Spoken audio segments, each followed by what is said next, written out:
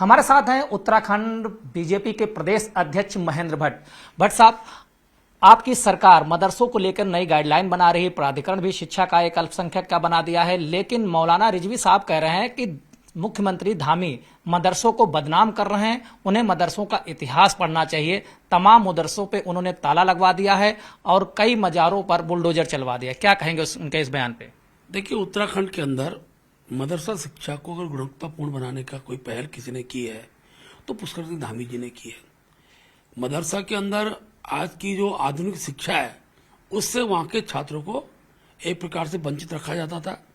मदरसे इतने खुल गए थे बिना मान्यता के थे, और जब जांच होती है तो जो फर्जी थे, जिनको मान्यता नहीं थी, ना रजिस्ट्रेशन था, ऐसे मदरसे निश्चित रूप से बंद हुए हैं और बंद होने भी चाहिए। क्योंकि एक दुकान रूपी धार्मिक दुकान खोलना और उसके अंदर शिक्षा का जो स्तर होना चाहिए वो स्तर 0 के बराबर था। ऐसे सारे मदरसे बंद हुए हैं और अल्पसंख्यक शिक्षा बोर्ड का अलग से एक्ट बना है, और मैं कह सकता हूँ उस एक्ट के तहत अब सबको समान शिक्षा और आज के हिसाब से वैज्ञानिक शिक्षा देने का प्रावधान उसमें किया गया है। इसलिए कोई भी अगर इसके खिलाफ कोई बात बोलता है तो उसको कोई जानकारी नहीं है। आखिर मुस्लिम छात्रों को भी आज वैज्ञानिक बनने की आवश्यकता है, मुस्लिम छात्रों को भी आज अच्छे उच्च पदों पर खड़ा होने की आवश्यकता है। केवल धार्मिक शिक्षा से उनका उद्धार होने वाला नहीं है, और एक प्रकार से वैज्ञानिक शिक्षा भी सबको मिले, इसका प्रावधान मुख्यमंत्री जी ने किया है। मौलाना ने यह भी कहा है कि तमाम मुस्लिम नौजवानों ने देश की जंग आज़ादी में कुर्बानी दी है, लेकिन उनके साथ व्यवहार ठीक नहीं हो रहा है। मौलाना जी को किस बात का संशय मैं कह नहीं सकता हूँ, लेकिन इस प्रदेश देश भर के अंदर अगर एक वर्ग विशेष के लोगों को समाज से दूर काटने का भी काम किया तो ऐसे मौलाना ने किया हुआ है। समाज के साथ सामूहिकता, सब भारत माता के जयकारे के नारे लगाने वाले लोग ऐसा नहीं कि समाज के हर वर्ग में है। मैं मानता हूँ इस बात को, मुस्लिम समाज में भी सब प्रकार के लोग नहीं है, लेकिन दिग्भ्रमित करने का काम इसी प्रकार के मौलाना लोग करते हैं, जो अनेकों मुस्लिम युवाओं के अंदर भ्रांति खड़ा करते हैं, और भ्रांति खड़े होने के बाद फिर इस प्रकार का माहौल देश के अंदर खड़ा होता है। उत्तराखंड में जो घटनाएं हो रही आपराधिक, उस पर कांग्रेस काफी आक्रामक है और कह रही है कि उत्तराखंड की कानून व्यवस्था पूरी तरीके से चौपट हो गई है।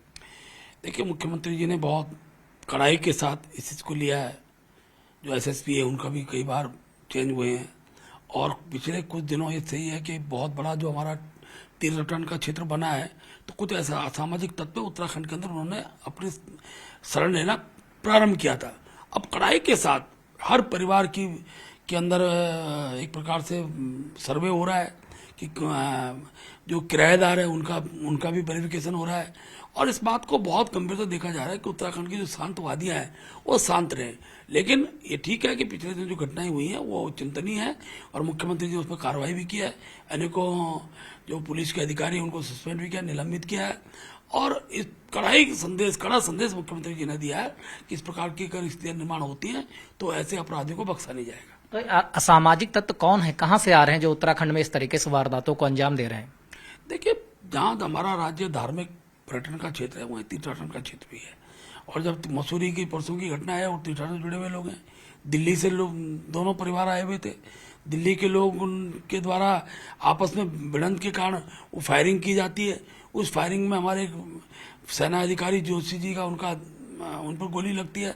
तो इस प्रकार की घटनाओं को अंजाम देने का जो लोग काम कर रहे हैं, मुख्यमंत्री जी ने उन्होंने एक ग्रुप को पकड़ लिया गया है, दूसरा ग्रुप भी पकड़ने की स्थिति में है। बहुत जल्दी वो अरेस्टिंग होगी, और इस प्रकार के हथकंडे जो अपना रहे हैं, जो असले लेकर घूम रहे हैं, ऐसे लोगों बहुत सख्ती के साथ कार्रवाई होगी और जेल की सलाखों के अंदर उनको भेजा जाएगा। कैबिनेट विस्तार आपके यहाँ हो चुका है, लेकिन बोर्डों और आयोगों में जो समायोजन होना है उसका काम लंबित चल रहा है। तमाम कार्यकर्ताओं में आस है किन लोगों को वरीयता दी जाएगी और कब तक ये काम फाइनल हो जाएगा? पहली बात तो बता देता हूँ कि हमने 2 सूचियां पूर्व में दायित्वधारियों की निकाली है।